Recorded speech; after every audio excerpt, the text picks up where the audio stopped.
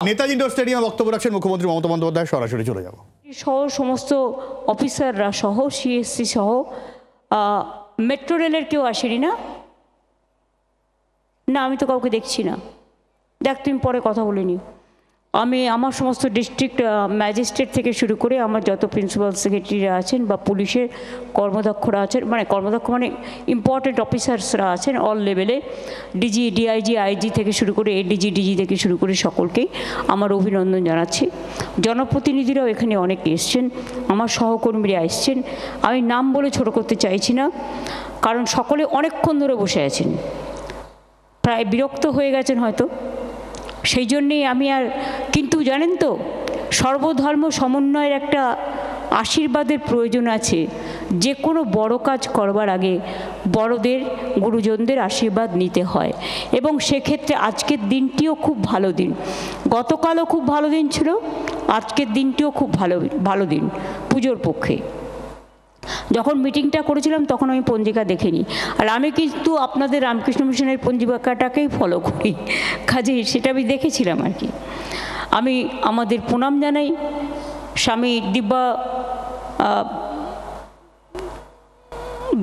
জ্ঞানানন্দ মহারাজজিকে, নিতাই মহারাজজি, ভারত সেবাশ্রম সংঘ, ব্রহ্মচারী mural ভাই এত কষ্ট করে অত দূর থেকে এই বয়সেও তিনি এসছেন, আমরা তার প্রতি অনেক কৃতজ্ঞ। আমরা দক্ষিণেশ্বরের থেকে কুশল এসছে, তাদের সকলের কুশল কামনা করি। মোহাম্মদ শফিক সাহেব এসছেন, নাকোদা মসজিদের ইমাম, আমাদের অনেক অনেক সেলাম তাকে, তিনি খুব ভালো বলেছেন। এবং আমাদের এখানে এসছেন BC George, principal Don Bosco school, father Dominic Gomes archbishop house থেকে এসছেন।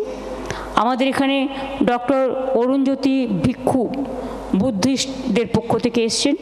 সর্দার গুরবক সিং আমাদের শ্রী গুরু সিং সভা থেকে এসছেন প্রেসিডেন্ট। আমাদের এখানে সন্ত মনীশ্রী কান্তি কুমার মহারাজজি এসছেন, দীনেশ কুমার জৈনজি এসছেন, স্বামী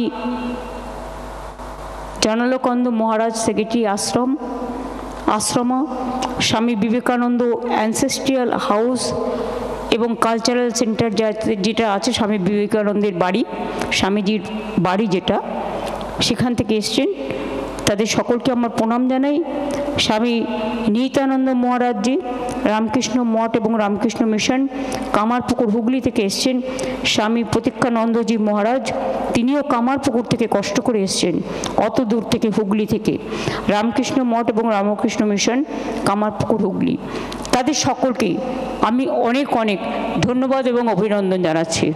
আর অভিনন্দন জানাচ্ছি all district magistrate, SP and all officials, press, media এবং প্রত্যেকটা ক্লাব থেকে যারা দীর্ঘক্ষণ ধরে উপস্থিত আছেন, এবং পুলিশের মিটিংটা অর্গানাইজ করে পুলিশেরও সকল পদাধিকারীগণ, তারাও বিভিন্নভাবে বিভিন্ন জেলায় প্রতিষ্ঠিত আছেন।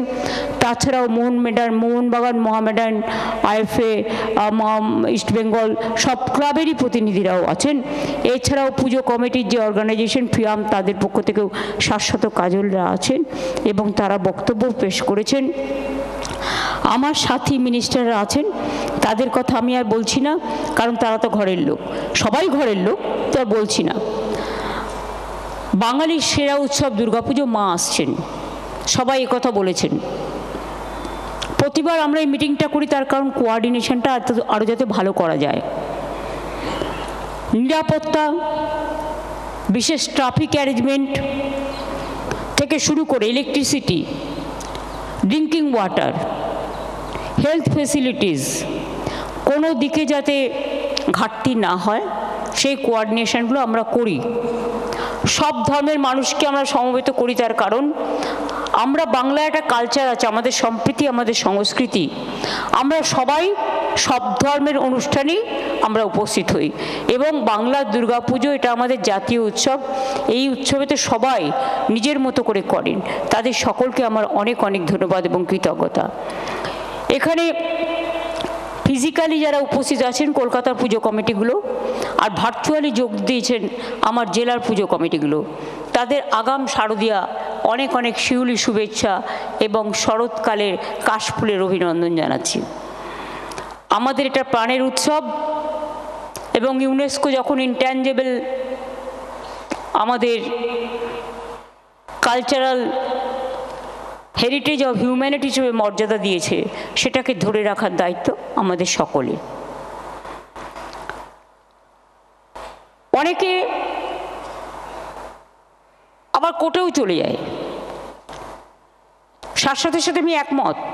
কেউ কেউ বলেন ममता जी तो दुर्गा पूजा करने नहीं देती, ও তো সরস্বতী পূজা भी नहीं करने देती। তারা ঘরে ঘরে সরস্বতী পুজো হয়, ঘরে ঘরে লক্ষ্মী পুজো হয়, সবাই জানে।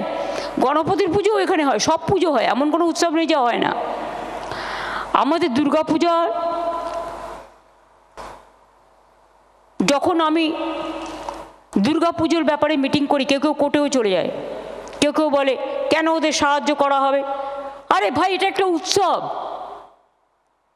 তারা পুজোটা করেন, বিনিময়ে কত মানুষ, শ্রমিক শ্রমজীবী মানুষ সেখানে কাজকর্ম করে।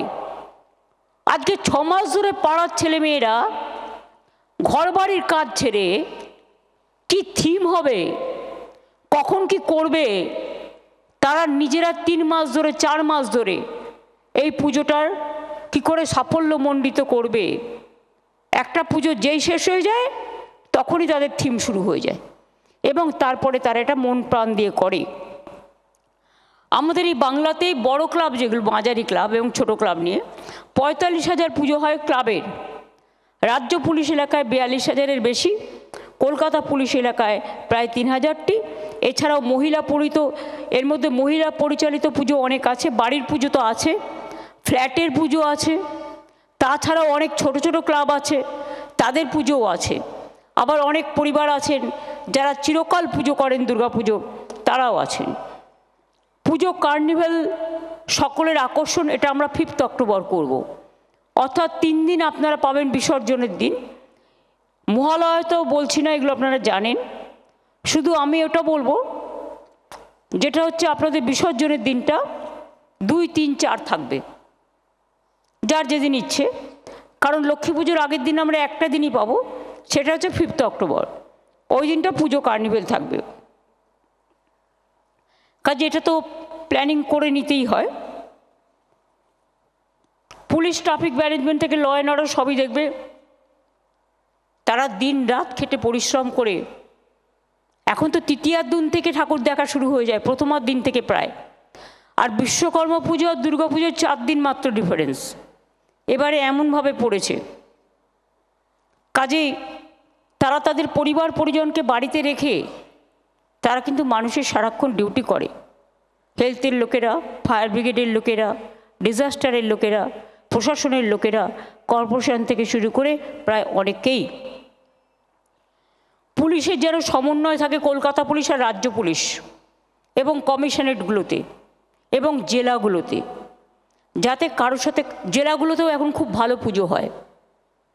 জেলার প্রত্যেকটা পুজো আমি দেখতে পাই, কারণ আমি এই সময় টিভি ঘুরি ঘুরি দেখি, এবং তারা এত ভালো পুজো করছে আজকাল, এবং তাদেরও ভিড় বাড়ছে। জেলা পুলিশকেও অনেকটা সামাল দিতে হয়, জেলা প্রশাসনকেও। জেলার পুজোর কিন্তু চাহিদা খুব বেড়েছে, এবং ওদের থিমও খুব ভালো। আমি দেখেছি যা থিম করে ওরা, অনেক সময় আমরা ভাবতে পারি না, ওদের থেকেও আমাদের শিক্ষা নেওয়া উচিত। পুলিশের যেমন সমন্বয় থাকবে, এছাড়া বাস স্ট্যান্ড, ফেরিঘাট, রেল স্টেশন সহ সব গুরুত্বপূর্ণ জায়গাগুলো ভালো করে কভার করতে হবে, যাতে মানুষের অসুবিধে না হয়। Mobile patrolling team, quick response team, drone, CCTV, watch tower সবই ব্যবস্থা করে রাখতে হবে। কার কি কাজ হবে পরিষ্কার করে বলে দেওয়া ভালো আগে থেকে। Police control room, district control room, state control room সব যেন 24x7 কাজ করে। আমিও সারা রাত জেগে পাহারা দিই, খোঁজ খবর রাখি। মেয়েদের নিরাপত্তায় যেন কোনো ঘাটতি না হয়, সেটাও আমাদের নজর দিতে হবে। বয়োজ্যেষ্ঠদের, বিশেষ করে মানবিকভাবে যারা আমাদের চ্যালেঞ্জড পিপুল আছে তাদের জন্য, এবং বাচ্চাদের জন্য স্পেশাল কেয়ার নেওয়ার জন্য আমি অনুরোধ করব। আগের বারের মতোই ক্লাবরা যেরকম বেশি সংখ্যক ভলেন্টিয়ার রেখেছিলেন, এবারেও যেন তার কোনো ব্যতিক্রম না হয়। ভলেন্টিয়ার্সের সংখ্যাটা আপনারা রাখবেন। এক্ষেত্রে মেয়েরা এবং পাড়ার ছোট ছোট ছেলেমেয়েরা খুব ভালো ভূমিকা পালন করে। আমি দেখেছি বড়রা বিরক্ত হয়ে যায়, ছোটরা হয় না, কিন্তু ওদের এনার্জি দুর্দান্ত। ওই দুরন্ত এনার্জিটাকে কাজে লাগাতে হবে। ভিড় এড়াতে সেপারেট এন্ট্রি এবং এক্সিট করুন। এটা বারবার আপনাদের আমি বলি। প্রতিটা মণ্ডপে ইলেকট্রিক কানেকশন, আগুন নেভানোর ব্যবস্থা, এগুলো নিয়ম মেনে করতে হবে, কোনো অপ্রীতিকর ঘটনা যাতে না ঘটে। প্যান্ডেলের বাইরেও ভেতরেও যেন পাবলিক অ্যানাউন্সমেন্ট সিস্টেম থাকে। যদি কখনো ভিড় হয়ে যায়, কোথাও অ্যানাউন্সমেন্ট করতে হয়, সেটা কিন্তু পুলিশের কাছেও থাকবে, সেটা পুজো কমিটিগুলোর কাছেও থাকবে। পুজোর দিনগুলো তো আপনাদের মণ্ডপে কোটি কোটি মানুষ আসেন, অনেক ইন্টারন্যাশনাল মানে আন্তর্জাতিক লেভেল থেকেও অনেকে আসে, আপনারা জানেন না, পরিচয় হয়তো বুঝতে পারেন না। তাছাড়া সারা ভারতবর্ষ থেকেও আসে। বাংলার আওয়াজ, বাঙালির আবেগ, জি 24 ঘন্টা।